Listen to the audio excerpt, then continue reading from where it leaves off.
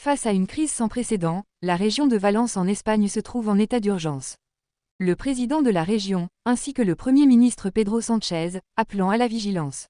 Des pluies torrentielles et des orages puissants ont frappé le sud-est du pays, entraînant un bilan tragique de 51 victimes, un chiffre provisoire.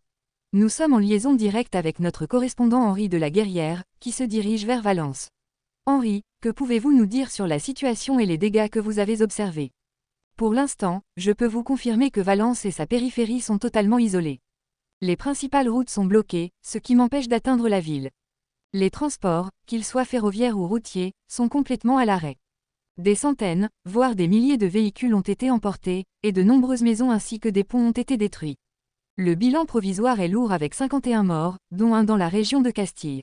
Tragiquement, parmi ces victimes, surcomptent 4 enfants. De nombreuses personnes restent introuvables. Un témoin a rapporté qu'il s'était réfugié sur le toit d'un bâtiment et a vu son fiancé emporté par les flots. Il est à craindre que d'autres victimes ne puissent pas donner de nouvelles en raison de la coupure des réseaux de communication. La situation est réellement chaotique et désastreuse. Le Premier ministre espagnol, Pedro Sánchez, a également pris la parole. Il a insisté sur le fait qu'il faut rester vigilant, car cet épisode n'est pas encore complètement derrière nous. Bien qu'il semble que le pire soit passé, avec moins de risques de tempêtes violentes, des pluies persistantes touchent encore la Catalogne, entre Barcelone et Valence. Ce matin, des pluies intenses ont continué, mais elles ne sont rien comparées à ce que la région a subi.